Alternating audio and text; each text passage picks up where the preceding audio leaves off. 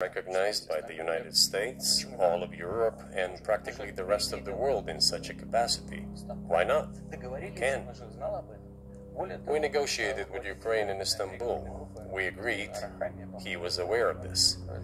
Moreover, the negotiation group leader, Mr. Arachamia is his last name, I believe still heads the faction of the ruling party, the party of the president in the Rada. He still heads the presidential faction in the Rada, the country's parliament. He still sits there.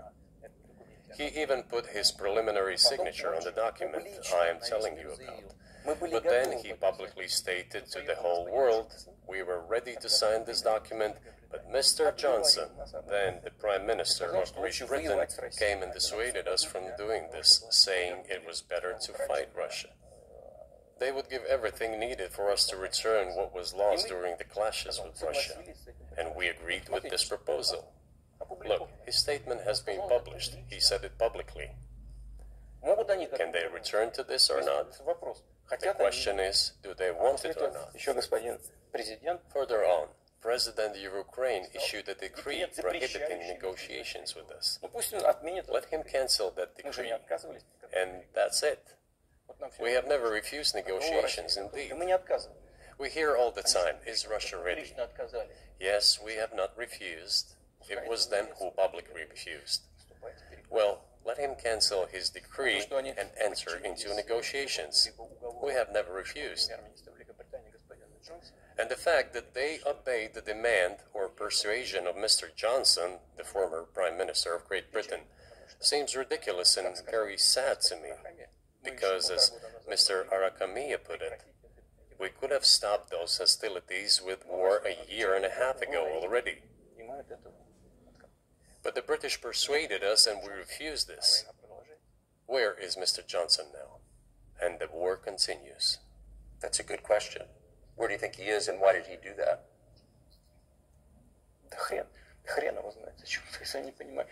Hell knows.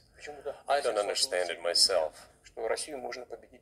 There was a general starting point. For some reason, everyone had the illusion that Russia could be defeated on the battlefield. Because of arrogance, because of a pure heart, but not because of a great mind.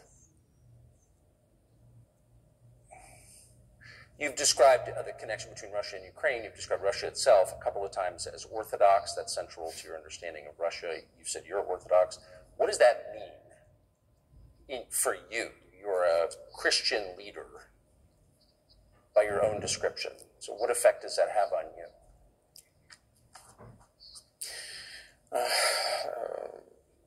You know, as I already mentioned, in 988, Prince Vladimir himself was baptized following the example of his grandmother, Princess Olga. And then he baptized his squad. And then, gradually, over the course of several years, he baptized all the Rus.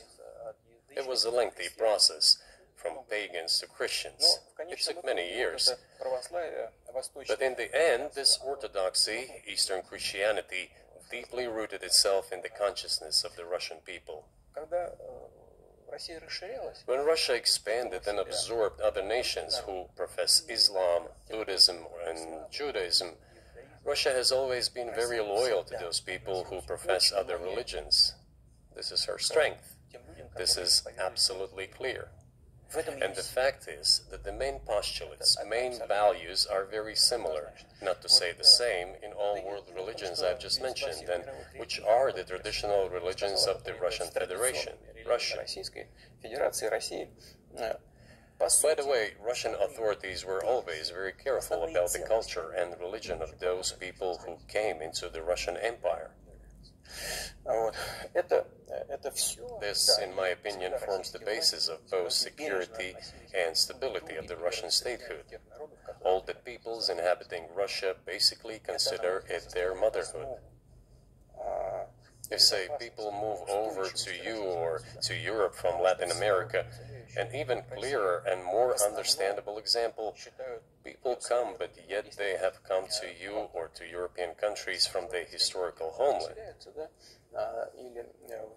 And people who profess different religions in Russia consider Russia their motherland. They have no other motherland. We are together. This is one big family, and our traditional values are very similar. I've just mentioned one big family, but everyone has his, her own family. And this is the basis of our society.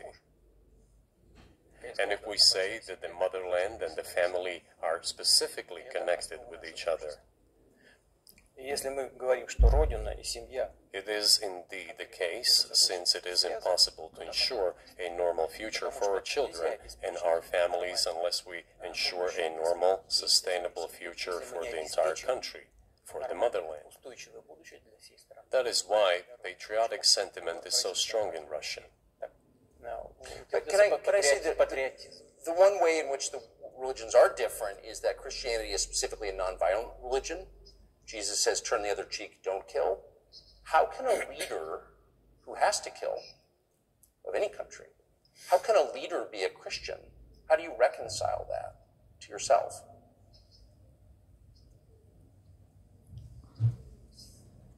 Очень легко.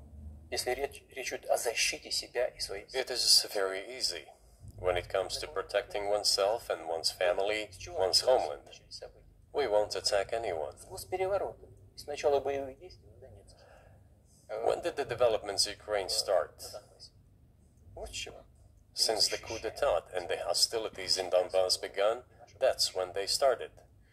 And we're protecting our people, ourselves, our homeland, and our future. Она не во внешних проявлениях, не в том, чтобы хотеть As for religion in general, или бить головой в пол. Она в сердце. you know, it's not about external manifestations. It's not about going to church every day or banging your head on the floor. Человекоориентированная. И It is in the heart. And our culture is so human-oriented. гений. Dostoevsky, who was very well known in the West and the genius of Russian culture, Russian literature, spoke a lot about this, about the Russian soul. Русский человек, российский человек, он думает больше о вечном, он думает больше о ценности. After all, Western society is more pragmatic. Russian people think more about the eternal, about moral values. Более прагматично. I don't know, maybe you won't agree with me, but Western culture is more pragmatic after Дает all. возможность вот сегодняшнему этому золотому миллиарду. I'm not saying this is bad. It makes it possible for today's golden billion to achieve good success in production, even in science and so on. Что мы вроде как выглядим одинаково, но сознание. There's nothing wrong with that. I'm just saying that we kind of look the same, but our minds So are do a you little see the different. supernatural at work as you look out across what's happening in the world now? Do you see God at work? Do you ever think to yourself, these are forces that are not human? Да нет, я, честно говоря, так не думаю. Я думаю о том, что No, to be honest, I don't think общество so. развивается по своим внутренним. My opinion is that the development of the world community is in accordance with the inherent laws, and those laws are what they are. Так было всегда в истории человечества. It's always been this way in the history of mankind. Some nations and countries rose, became stronger and more numerous, and then left the international stage, losing the status they had accustomed to. Не нужно приводить примеры. Но начиная There's probably no need for me to give examples, but we could start with the Genghis Khan and horde conquerors, the Golden Horde, and then end with the Roman Empire. человечество каждого It seems that there has never been anything like the Roman Empire in the history of mankind. варваров постепенно накапливался. Nevertheless, the potential of the barbarians gradually grew, as did their population. In general, the barbarians were getting stronger and began to develop economically, as we would say today. Экономически они стали укрепляться. This eventually led to the collapse of the Roman Empire and the regime imposed by the Romans. 500 лет.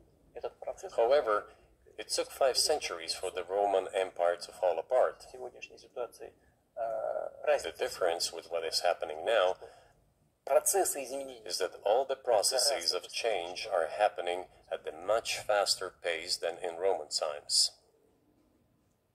So when does the AI empire start, do you think? У меня все asking increasingly more complicated questions. To answer them, you need to be an expert in big numbers, big data, and AI. Mankind is currently facing many threats. Due to the genetic researches, it is now possible to create a superhuman, a specialized human being, a genetically engineered athlete, scientist, military man. There are reports that Elon Musk had already had a chip implanted in the human brain in the USA. What do you think of that? Well, I think there's no stopping Elon Musk. He will do as he sees fit. Nevertheless, you need to find some common ground with him, search for ways to persuade him. I think he's a smart person, I truly believe he is. So you need to reach an agreement with him because this process needs to be formalized and subjected to certain rules.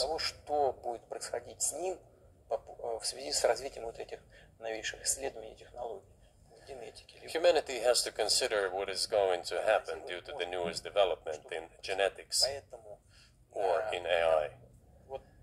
One can make an approximate prediction of what will happen.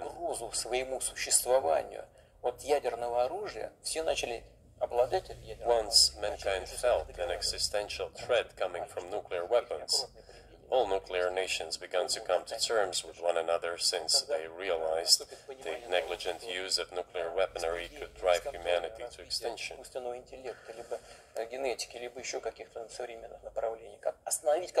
It is impossible to stop research in genetics or AI today, just as it was impossible to stop the use of gunpowder back in the day.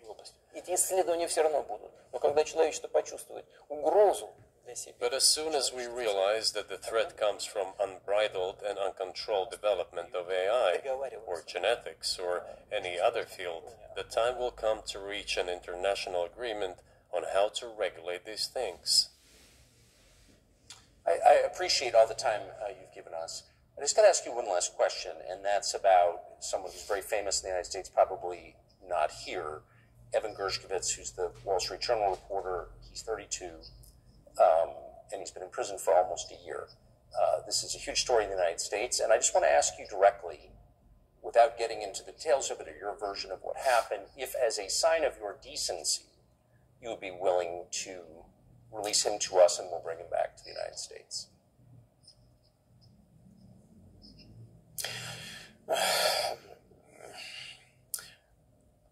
Мы столько сделали жестов доброй воли, что, мне кажется, мы исчерпали все линии. We have done so many gestures of goodwill out of decency that I think we have run out of them. Ни разу не ответил. Но we have never seen anyone reciprocate to us in a similar manner.